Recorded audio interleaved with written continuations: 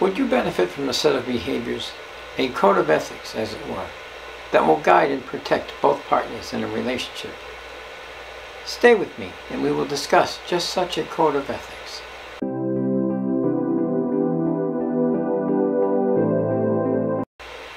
Greetings, daters of all ages.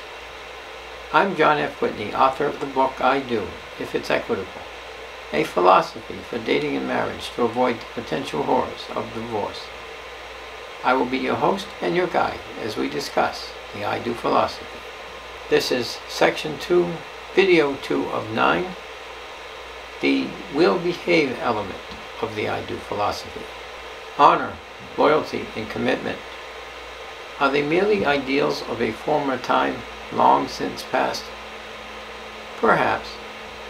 But if honor, loyalty, and commitment are unquestioned, then the relationship should be unquestioned. Think of your most trusted friend. Why is he or she held in such high regard? Perhaps because they are there with you and for you unconditionally. They never threaten you in any way. They help resolve your burdens, not add to them. You can turn to them any hour for any reason. Granted, expecting such dedication from someone you are dating might be too much to ask. But shouldn't you expect this dedication from someone you would consider marrying? To that end then, let the will behave element of the I Do philosophy, a code of ethics if you will, help you weed out the dishonorable, disloyal, and superficial from your life. Purpose: to establish principles of honor, loyalty, and commitment between you and your partner. The goal: to implement a common set of behaviors that will govern and protect both partners. Item number 1. I will communicate honestly and openly with my partner regarding all personal, financial, and social matters. Communication is essential to a stable, growing relationship. The ability to talk out any problem or situation which the relationship will face must exist if the relationship is to survive. If either partner is unable or unwilling to discuss any matter openly and timely, then the dating relationship should be reconsidered. For example, and perhaps the most deadly of all things we fail to talk out, is being angry. If you are angry with your partner, tell them so, and tell them why, before the day ends. Never take anger to bed with you, as it will surely sleep between you and your partner. Item number 2. I will not expect anything of my partner that I cannot or will not expect of myself. If I expect my partner to be thoughtful, I too must be thoughtful. If I am never on time, I cannot be upset if my partner arrives late. If I put myself in debt, I would expect to get myself out of debt. I would not expect my partner to remove this burden. Item number 3. I will not expect my partner to provide any material possession that I can earn for myself or that I cannot afford by my own means. I may want a BMW. If I can afford it, then I should buy it for myself. If I cannot afford it, then I should not expect my partner to buy it for me, unless he or she chooses to do so. Item number 4. I will not impose a financial burden on my partner, myself, or the relationship. The inability to live within a budget, the failure or refusal to respect the difference between a need and a want, the desire for expensive or frivolous things.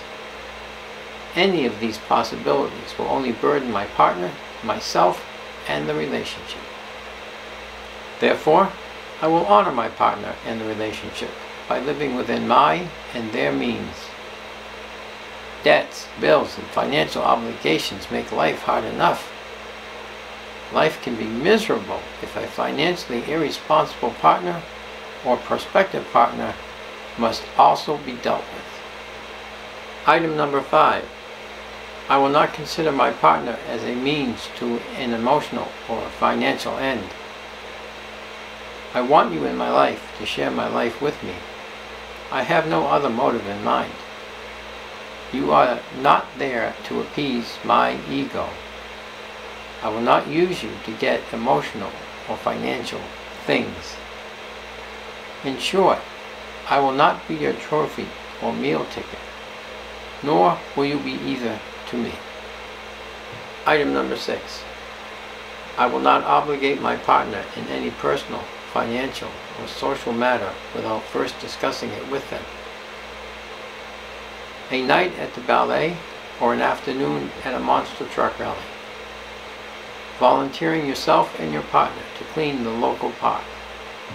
Buying a new living room set. In short, any decision which will significantly impact your partner or the relationship should be discussed before an obligation is made. Are they controlling you, or are you seeking their permission? No. You are merely showing them and the relationship the respect each deserves. Item number 7. I will not expect to gain more from the relationship than I have equitably earned. This should eliminate the vindictive ex syndrome, or as Ivana Trump put it, don't get even, get everything. It should also define from the outset the intent of your partner. An honorable partner wants nothing from you but your love, respect, and loyalty. An honorable partner wants nothing from the relationship other than what they equitably earned from it. Item number 8. I will not expect to leave the relationship in a greater financial or social position than I had upon entering it, unless I have equitably earned or have been gifted any financial or social increase. Infidelity of a spouse negates this expectation. Consider the celebrity wedding of he, the world's most eligible bachelor of the week, and she, unknown to this point and lacking his vast wealth.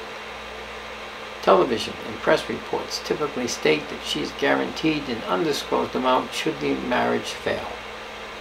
She also gets to keep his very powerful surname. Given these reported premarital understandings, they obviously discuss the material possessions and wealth that he, not she, might lose in a divorce action.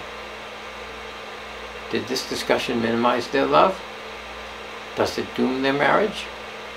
I think not. Is it fair and equitable? It is for them. Nonetheless, consider the situation. All financial risk and loss is his alone to absorb, as she clearly faces no negative financial consequences of her decision to marry him. Moreover, while married, she gains access to his wealth, has inherited his social status, and is assured a financial windfall simply by saying, I do. As apparently one-sided as this situation may seem, the true value of their premarital discussion and understanding, as is the intent of the I do philosophy, is to render moot future battles over his wealth. Therefore, he no longer concerns himself with the fear of what a divorce might cost him. Now consider the untimely demise of the celebrity and his bride. His only surviving kin, a sister who is married, inherits his incredible wealth. Do you think for 1 minute that the sister should put this newly inherited wealth at risk? Do you believe for 1 moment that she should automatically surrender half of it to her husband in a divorce action? What right should her husband have to any of this wealth? Not to fear. The I do philosophy will protect the sister as soundly as it would have protected her brother. Item number 9. I will respect my partner. I will not use financial or emotional leverage as a means to manipulate their behavior. Or, put another way, I will neither say nor imply, if you really love me, you would blank. I bought you a car. Why didn't you blank? Item number 10. I will not dishonor myself or my partner by engaging in behavior that is deceitful, cruel, unkind, or immoral. I will not presume to be qualified to lecture you about such behaviors. However, allow me to relate an event that perhaps evidences the role of deceit, cruelty, unkindness, and immorality in the erosion of marriage today. I was invited to attend a premarital seminar. A topic of discussion was entitled Duty, Honor, and Fidelity. One of the women attending took exception to this topic. The facilitator asked why. Her reply, "What relevance is duty, honor, and fidelity? I'm getting married, not joining the Marines." Item number 11. The well-being of any children will remain a priority over the needs of each partner. A worthy life partner will not discuss their well-being before the well-being of any children is addressed. A worthy life partner will not accept or allow the children to suffer because the relationship has failed or is failing. A worthy life partner will not tolerate any physical, emotional, or psychological trauma toward a child at any time. Item number 12. I will not use any children of the relationship as leverage to extract greater financial or material assets than equitably earned. This should eliminate the seemingly endless court battles for more, which one ex might wage against the other. If the I do philosophy is adhered to, both partners will equitably provide for the children. Both will know their responsibility to the children before, during, and after the marriage. Both will be held to the same standards of conduct. A court battle should only occur if one ex fails to comply with their responsibility. Otherwise, new lives await all concerned. Most important, the children need not become involved in the destructive battles that their parents and or their parents' attorneys might wage. Item number 13. I will not use any children as pawns to manipulate, control, or hurt my former partner.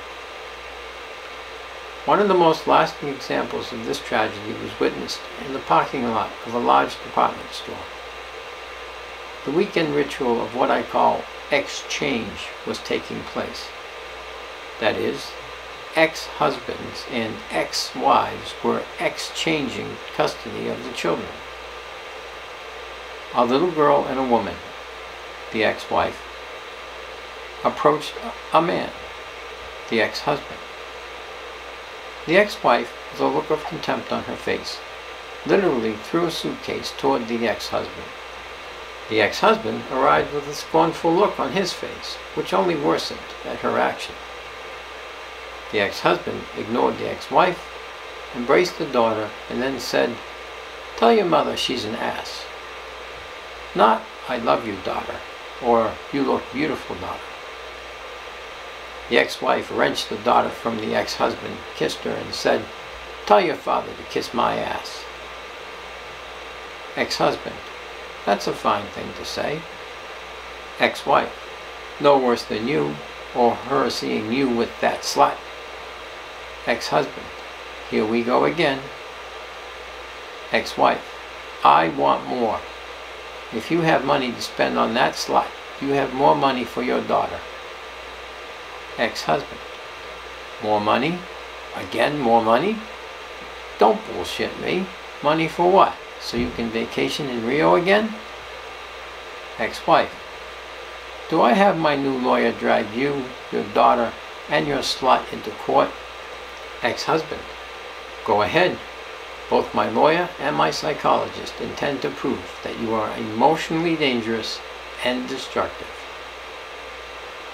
Now, during all this, I swear the daughter could have walked away and neither of them would have noticed or cared. During her parents' vicious public exchange, the hurt, pain, and embarrassment of this little girl just broke my heart. More so, when I noticed her gazing tearfully toward another child, laughing joyously as he walked hand in hand with his parents. Item number 14. Unless otherwise accepted, I will not expect to hold any position in any company or business my partner has or will have unless my education, experience, resume, and credentials justify this position. It is far too common for women to assume powerful and central roles in their husband's business after marriage. The position is usually one that centers on the control of the income and/or the business operations. It can happen slowly over time or quite suddenly, but more often than not, it happens. However, a worthy life partner will make it clear that they do not want or expect such a position unless it can truly be justified. Moreover, any such appointment should only be done if the terms and compensation for this position are clearly documented. You, as the business owner, have an essential reason for not involving your partner in the business. You open the business to attack by that person's lawyer should the relationship fail. For example, it is becoming more common for one spouse to target stocks which their ex holds within a company, either as another asset that is considered fair game, or because they held some type of position or title in the company. Granting such a title or position to a spouse might cloud the lines of demarcation between personal and company assets once a divorce occurs. This will only guarantee long court battles to figure it all out. Item number 15. I am not the greater or weaker partner. I am an equitable partner. The I Do philosophy recognizes that each partner has his or her own strengths and weaknesses. That does not mean that one partner is stronger or one weaker. Please recognize the difference. Also, notice equitable, not equal partner. You can only be equal if you are equal. Please do not try to mislead yourself into believing otherwise.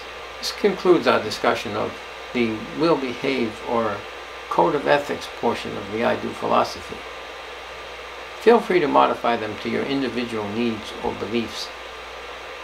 Remember, the goal is to have a set of beliefs to guide and protect each partner. In our next video, we will discuss the we believe, or a set of resolutions, as it were. I hope you will join me. If you learned something of value from this discussion, please consider hitting the like and share button.